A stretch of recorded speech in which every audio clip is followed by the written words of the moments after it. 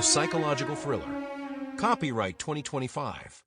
By J. Wdowski. The Prenup. 3 months and 10 new dresses later, May was lounging at the pool. The heat of summer was gone, but was not yet a mother's put on a sweater temperatures. May felt it was too cold to join Sean, who was doing his daily laps. Amelia brought out a pina colada and served May. May, still not knowing French, smiled and said thank you. Amelia politely smiled back. Je vous en prie, mademoiselle. May assumed she said, you're welcome. To use the straw, May navigated around the little paper umbrella that skewered small pineapple chunks in the drink. As she took a sip, she thought, I have died and gone to heaven. She closed her eyes, feeling the sun on her face and bikini-clad body.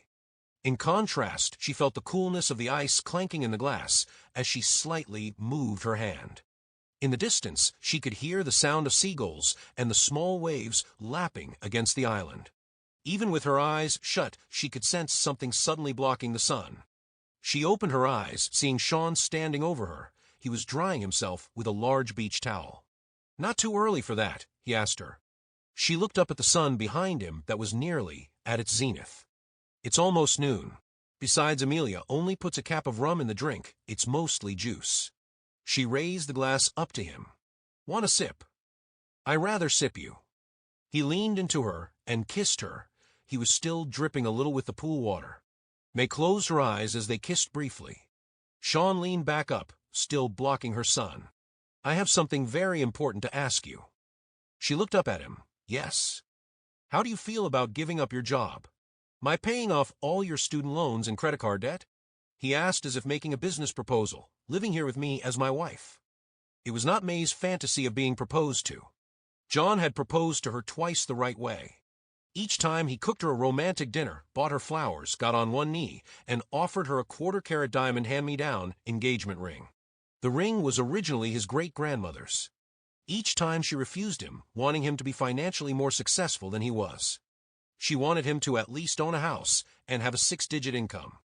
She knew that John was a good man, had unconditional love for her, was compassionate, romantic, caring, intelligent, creative, and had great potential. She truly loved his writings and enjoyed sitting in his classes when she did. Yet, after 4 years thinking he would someday get his big break, she was tired of waiting. John was not panning out as she thought he would. In some ways, he was like Sean's father. A man who merely needed someone to value what he had to offer and be his champion. May realized she had left John, much like Sean's mother had left his father. Sean was extremely successful, but this was not her idea of a proposal. Are you asking me to marry you? Yes. He turned to Charles, who was standing there at the ready. Charles. Charles handed Sean a ring box. Sean opened it and showed May a 5-carat diamond engagement ring. Miss Trumbull, would you be my Mrs. Brighton? To love rich or poor, healthy or sick, forsake all others, until death do us part.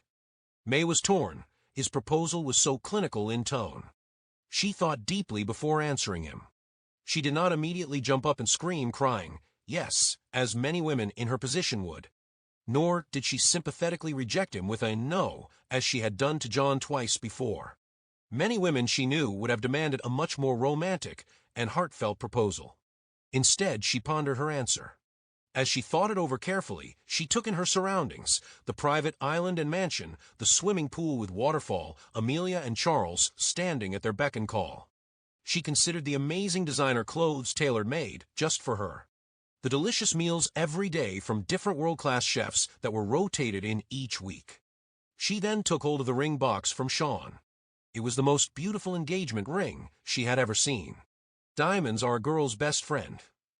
She thought before looking back up at Sean and answering, yes. Good. I just need you to do one thing before the actual wedding.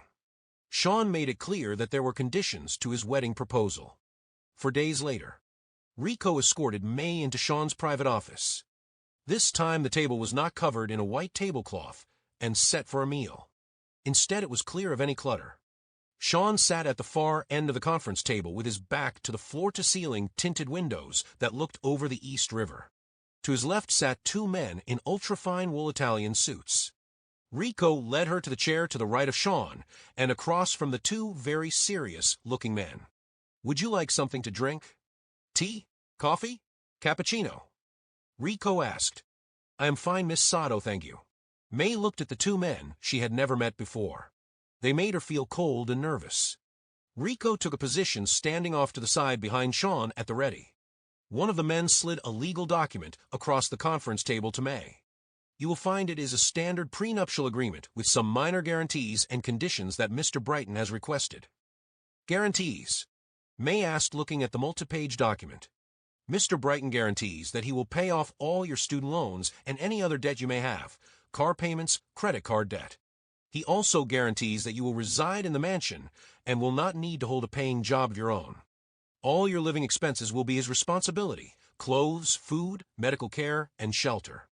Upon his death, you will receive his entire estate and his stakes in all his companies. That includes the Frugal Project, his hedge fund firm, all stock shares in other companies, bonds, and his many investment properties. Everything will go to you. If you do have children, you and you alone would decide what they get or not from his estate. What of his mother, if she is still alive? May asked, looking up from the document. Everything goes to you, Miss Trumbull. And the conditions? She skimmed through the legal papers. To be a loving wife, to be faithful, to manage the home, and if for any reason you break your wedding vows, you will receive nothing. The debt Mr. Brighton has paid off for you will have to be reimbursed with 20% interest. The other lawyer explained. May thought about it. She would be set for life. She will finally have what John could never have given her, all for the simple price of being a loving traditional wife. No more debt, no more rush-hour commutes to an office job, instead for a life of leisure with servants. Before I sign this and agree to this agreement, I have one condition. Sean finally spoke, which is? May looked at Rico Sato standing behind him, and then back to the lawyers. If he ever cheats on me, with any woman, even once, I get everything. Not half. Everything. If he decides to end the marriage for any other reason, I get 50% of everything he has now and will make in the future. Those are my conditions. Both lawyers looked to Sean. He nodded his head in agreement. He knew he would not be the one to break their wedding vows. The lawyer took back the document. We will make the needed amendments. Will tomorrow be a good time for you to sign?